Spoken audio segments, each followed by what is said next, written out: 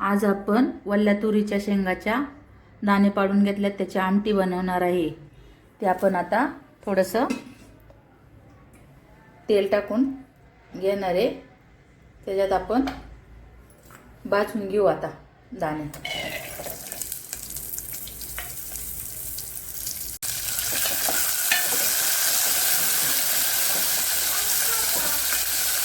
छान भाजून घेऊ आता।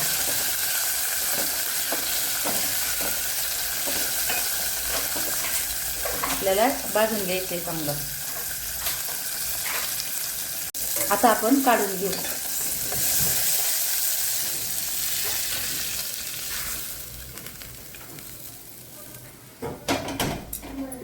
भाजून घेतलेत आता असे भाजायचे आणि काढून। आता आपण मिरच्या घेतलेल्या आहेत त्याही भाजून घेऊ। 7-8 मिरच्या घेतल्यात आपण। डाग पडेपर्यंत आपण भाजून घेणार आहे।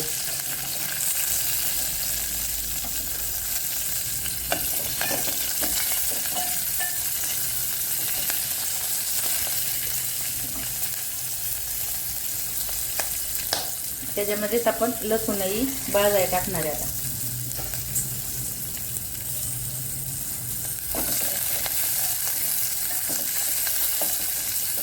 असे चांगलं भाजून घ्यायचं आमटीसाठी।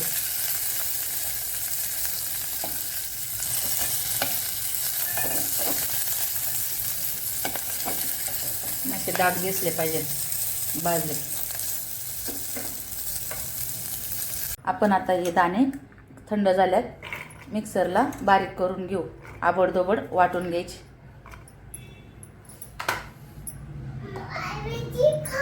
आता आपण बारीक करून घेऊ मिक्सरला। आपण असं आबडधोबड वाटून घेतलेले आता।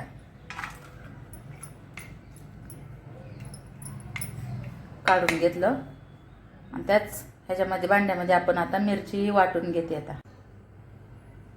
मिरचीतच आपण थोडंसं जिरे टाकणार आहे आणि कोथिंबीर ही बारीक करून घेणार आहे आता। आपण असं वाटून घेतले आता आणि लसूण घेतलाय फोडणीसाठी तो जरा ठेचून घेऊ।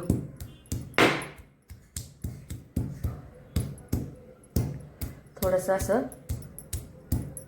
ठेचून घ्यायचं।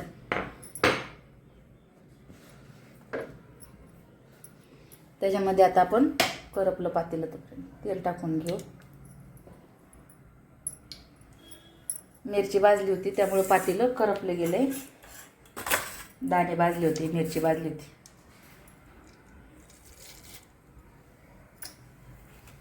मोहरी टाकून घेतले। जिरे टाकून घेऊ थोडीशी। लसूण पाकळ्या ठेचून घेतलेत आपण। आपलं पातेलं करपलंय थोडंसं।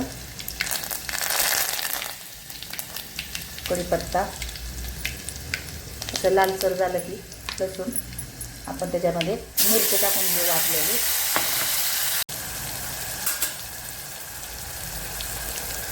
थोडासा हिंग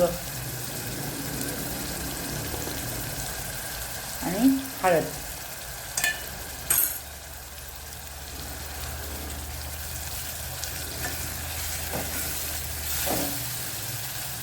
छान परतून घ्यायच्या मिरच्या वाटलेलं वाटणामध्ये।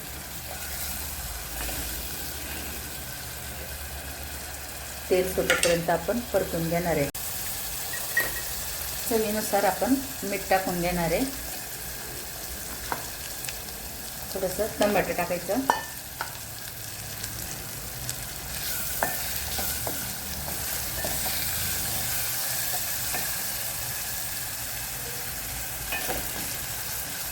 छान परतत आले आता।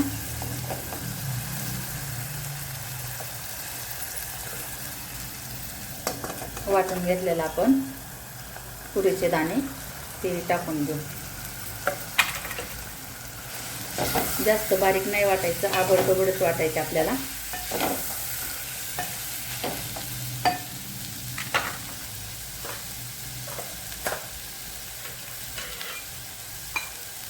आता आपण त्याच्यामध्ये पाणी टाकू।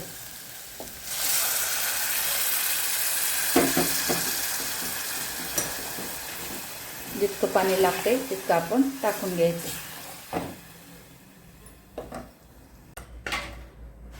आपण आता फोडणी देऊन घेतले, एवढं पाणी टाकले. आता 10 मिनिटं आपण आता शिजून देणार आहे आमटी. भाजी आता झालेली आहे. बघ किती छान झाले. भाकरी संग चुरून खायला ते एकच नंबर. भाता संग तर लय भारी लागते.